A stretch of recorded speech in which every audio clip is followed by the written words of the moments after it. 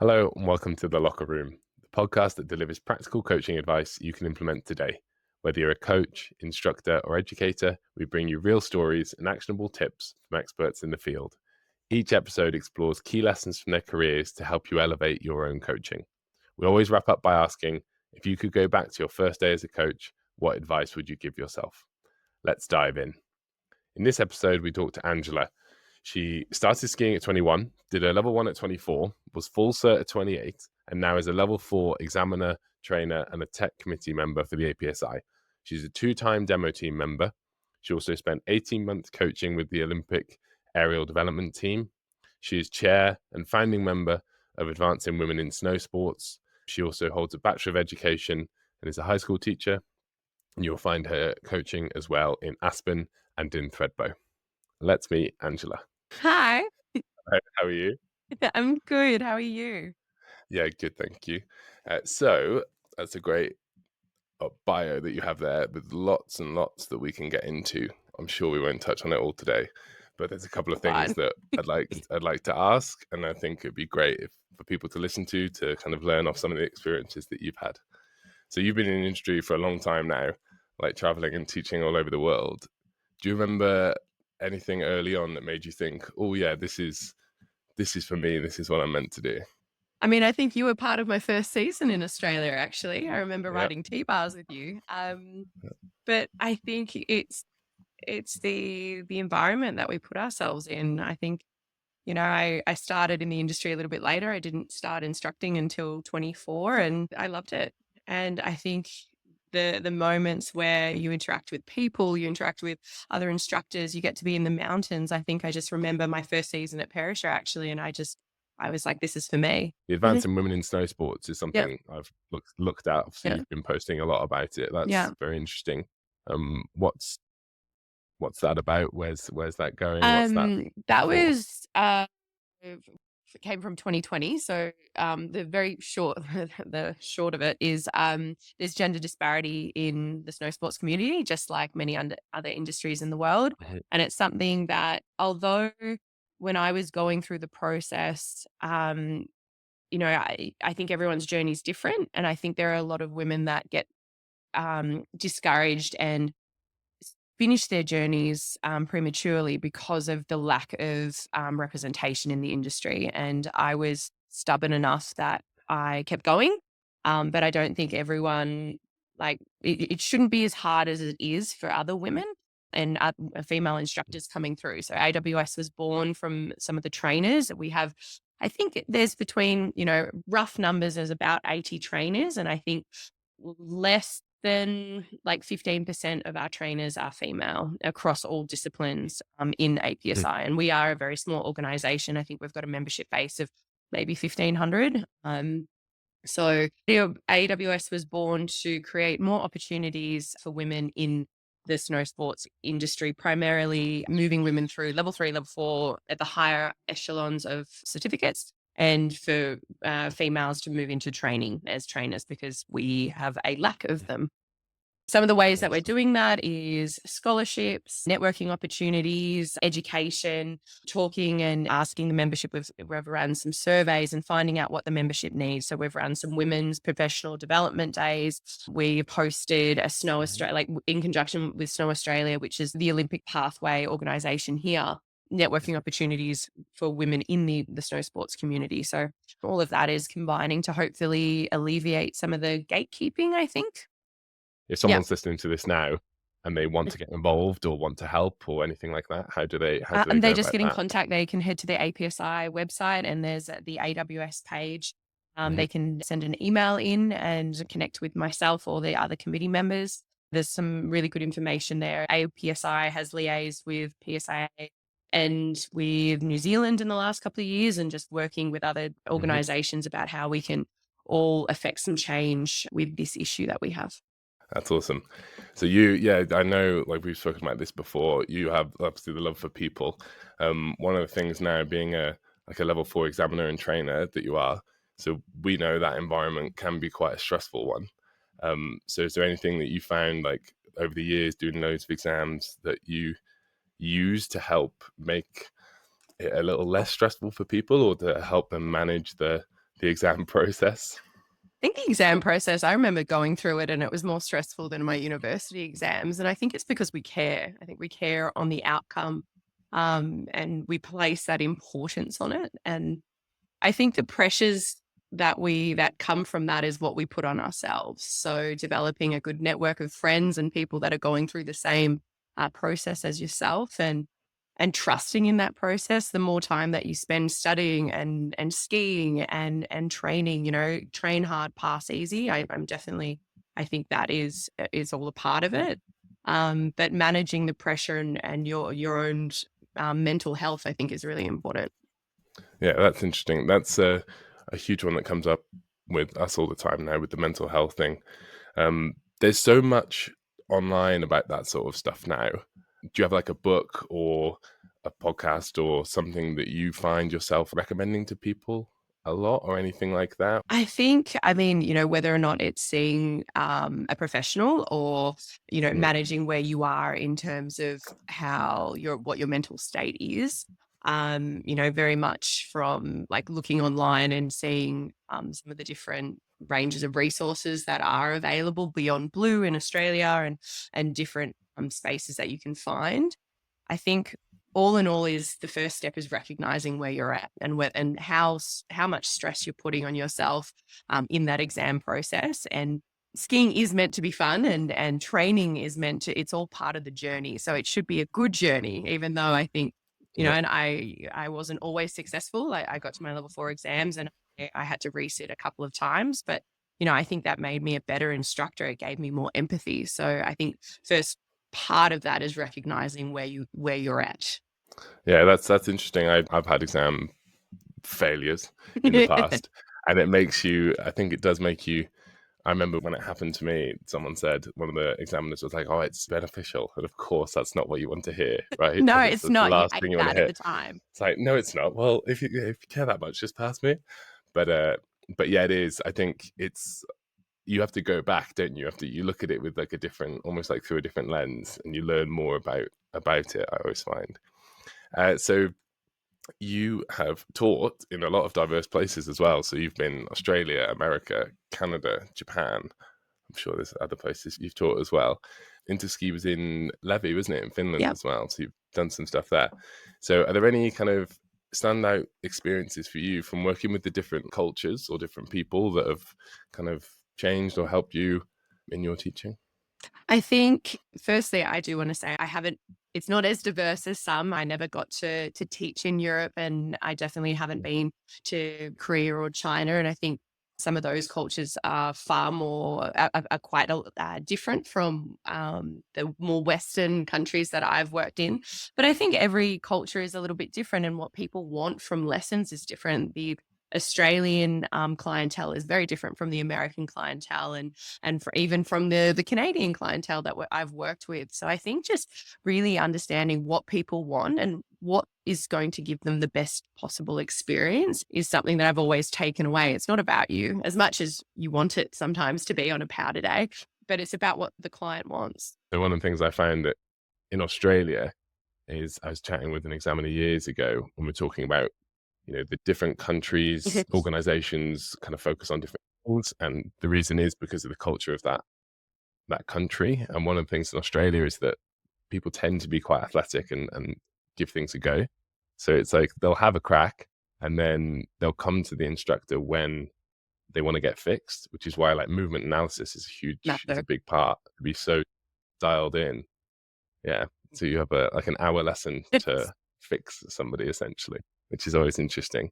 As I remember coming here to Europe, like you don't tend to do anything less than Yeah. like 3 hours, like a morning Mhm. or a full day. And then, so I know you work in Aspen a lot and do a lot of training there.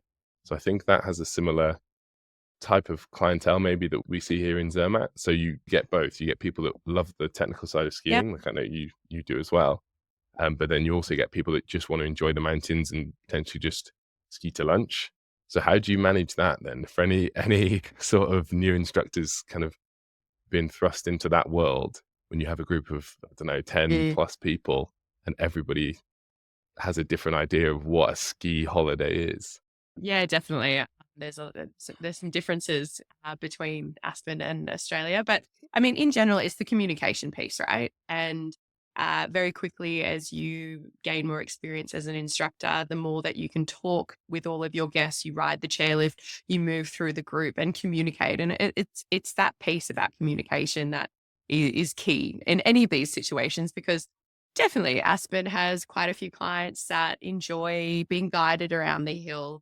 They want to go to lunch. They want to know the best way to get from A to B, not necessarily with any ski instruction, but, and that's what your job is. And then there are clientele, and I've had them in Aspen as well, where all they want to do is get better and it's just hammering on the technique. So again, it comes back down to communication. So with communication, we talk a lot about this in our school here, like language. I know obviously you are the chair and founding member of the Advancing Women Mhm. in Snowsports. With Basie, we had an interesting talk on language and inclusive language and that type of thing.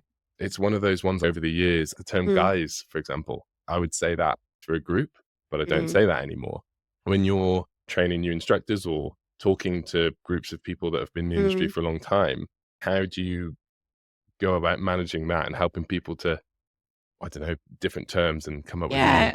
Like, more I mean, inclusive like language? that's a really interesting topic at the moment, and it's very much something that I think, like Basie, I went to the interski lecture with the gender series, which was really really amazing, and I think Basie is doing a great job in leading some of that. I know PSA and APSI are trying to alleviate, just Mm, the disparity of gender in our industry, but I think language it's about talking to people and finding out, and everyone has a line where they're comfortable. I think a big piece, there's a lot of generalizations, right? And, there are lots of women that absolutely do not mind certain terminology and enjoy, jokes with friends. And, where the line is what we have to figure out and what's appropriate. And I think one of the big things that I find is having inclusive language that applies to everyone in the group.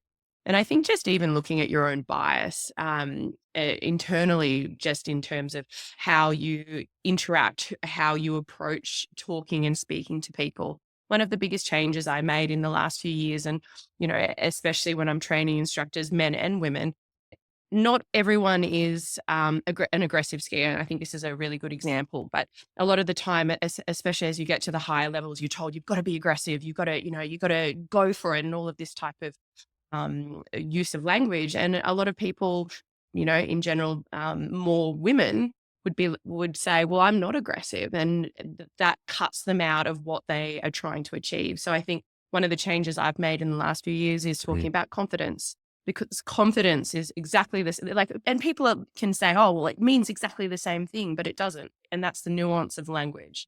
So that's something that I'm definitely trying to mm, push in my training with men and women, and being able to relate and walking in other people's shoes, I think is really important. And that comes down to empathy as well. great. That's really interesting. Yeah. So talking of the mentoring new staff, you are a Mhm. trainer at Threadbow, one of the people that trains new staff. So when you have an influx of new staff every season, I remember when I was in Oz, there was a lot of new people every year. What are some of the things that you find yourself repeating season on season to the new staff, like things that you find yourself saying to them each time to help them in their journey or the start of their Yeah, I journey? think the biggest one is you're not going to know until you know. And we do a 4 day for new hires. We have the 4 day. We do the level one and an exam, and Threadbow has added another day as well, so they get 5 days overall to start their instructor journey, which is really cool. Mm, But I think it's the Mhm. more time and experience you have, the better you're going to get, and you are going to make mistakes, and you need to not beat yourself up about it. And the only person who's putting pressure on you in lessons is you. I mean, particularly, as a beginner instructor, you are more more likely to be on beginner clientele, so beginner children and adults, and you know more than them, and that's what they're here for. So you've got to take that confidence into your lessons. The pressure that you're feeling is only what you're putting on yourself. So give yourself the time, get to know the mountain, go skiing with friends, ask questions. I think that's a really important Mm, one. And I think, in Threadbow, we have a lot of training as well, which is amazing. And so the more that you can do there, that's going to help you in your journey. Mm, good. That's great advice. I remember I got told very early on one of my first seasons, I was taking someone and I had that must have had a crisis of confidence about something. One of my trainers said that it's like, we're in the same jacket. Like no one has any Yep. idea like the difference between you and I sort of thing. So when someone rocks up, it should give you, yeah, a bit of confidence that, like you said, if you know, Yeah. hopefully know a little bit more than Exactly. they do, and then you can guide them on that process. Yeah, that's great. So you here, like you have a big, you have a background in customer service and education. So being a teacher in a classroom and Mhm. being obviously a trainer on snow, is there any crossover, and has one helped with the other or vice versa? Yeah. Is there anything you would pluck from one and add to the other? I mean, a lot of the time in ski school, people want to be there. In high school, sometimes children do not. So yeah, there's definitely Yeah. differences there, but I think um, the crossover is again the communication piece and being able to interact and to work with people and work together with people. I think sometimes being a high school teacher can be a little bit adversarial. And but being able to speak through that and figure out where those students are at is exactly the same in as an instructor, and figuring out where along their journey your clientele are. And I think they have worked very well hand in hand. But again, it just comes down to working with people. See, being an Mhm. instructor gives you lots of different paths you can go along that. So obviously Yep. you are a trainer and examiner as well, but I see, obviously you went and worked with the aerial team in Australia. How did that come about, and what sort of role did you play in their kind of development Yeah, the process? role came up. They were looking for a development ski coach. Aerials is a program where they do talent transfer. So they look for gymnasts and for divers that have the air awareness and ability, and they translate that to putting them on skis and sending them off massive jumps.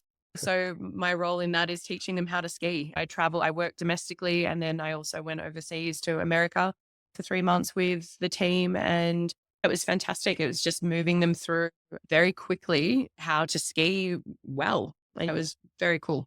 Mm. Is there anything that you've learned during those 18 months working with kind of the elite athletes that you've brought to your own coaching with clients Yeah, from the definitely. public? I think involving the athlete and having that really holistic approach. I think when you first start instructing or coaching, you do come from a very. I think a lot of people when they're first starting out are a little bit more command and very directive. This is what I want, as opposed to really involving that athlete Mm. or students and clients in the process. So I think that was something I really took from coaching with elite athletes, and just getting them involved and getting them on board with what you needed from them and why. I think that really developed a well-rounded athlete.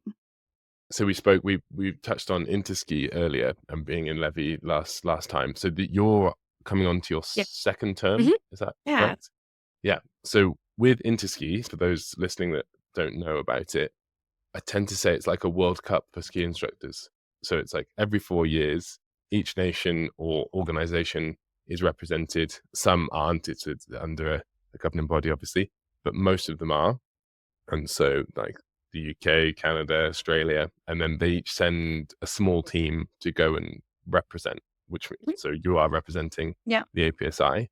Um, so that's obviously a very big honor, but obviously a lot of pressure as well. So when for you, kind of personally, like what are some things that you did to prepare for that, like in terms of like how to deliver to that many people? Because it can be up to like Yeah. 50 odd people, right? Like that come to these Yep. sessions on snow, not just in a Yes. lecture hall, like on snow. So how do you go about making sure that what you want to deliver gets across to those people? Yeah, I mean, Interski was an amazing experience. And I went to the Bulgarian Interski as a delegate. I went to support. And I think being a part of that definitely gave me a little bit more insight, which I was able to carry over once I became a team member, which was really cool because it's for everyone. Interski is not just for instructors, it's for anyone that is interested in the snow sports community. And I think being able to know and really believe in what you're delivering is how I was preparing. So we had interski tryouts at Mount Buller this year, and as part of that process is delivering on snow workshops, delivering impromptu presentations, and I think it's knowing and believing in the pedagogy and the information that you're delivering, and believing in your system, which obviously we do, and just going over that knowledge. And I think there's always going to be an element of nerves. I do get nervous, but I think as I've gained more experience and I've gotten more involved in training, you start to just put that aside, because I know what I know, and I'm comfortable and confident in delivering that. So I think that's, some of the ways that I prepared was just practicing and sharing ideas and talking with other applicants, and it was successful, which was good. So along with that, then you've basically done, I guess, everything you can do as an instructor within like all the Yeah. levels, and taking training and delivering and being on interski and that sort of stuff. So what is it that keeps you going, like excited about? It's like I obviously see like your passion for the coaching. Like what keeps you going It's a in the really good sport? question. And I think when you're in the industry, as long as we are, things ebb and flow. I think you get to points, and like in any career, you question what you're doing and why you're doing it. And, obviously COVID was a really big hit to our industry. We lost a lot of good instructors and trainers just with the instability, I guess, and the Mhm. nature of our jobs. It's very transient. We do have to shift every 6 months to follow the snow. I think the absolute joy I get in doing my job is what's kept me here. I think, whether it's with instructors or with clients and being in the mountains, I think that has really given me my purpose in life. I mean, I moved to, we met my first season, my first Australian season as Yeah. an instructor at Perisher. And from there, I met my husband. I moved to Jindabyne, got started on this pathway that has given me the last decade of incredible experiences. So I think that's what's keeping me going. Yeah, that's awesome. It's great. It's one of those ones as well, isn't it? Like we talk about this a lot with well, in exams, but also with staff that we train in the school. Like you're allowing people like a window into that Yeah. world, right? And so yeah, like giving people like a window. That's, I feel like that's one of Mm, your jobs as an instructor and a coach, right? Is to almost allow people into yeah. that world as well. So final question, I always ask this. So if you could go back to your first day as an instructor or a coach or a school teacher or whatever, whichever one you think, like what advice would you give yourself now if you could talk to Angela from Um, then?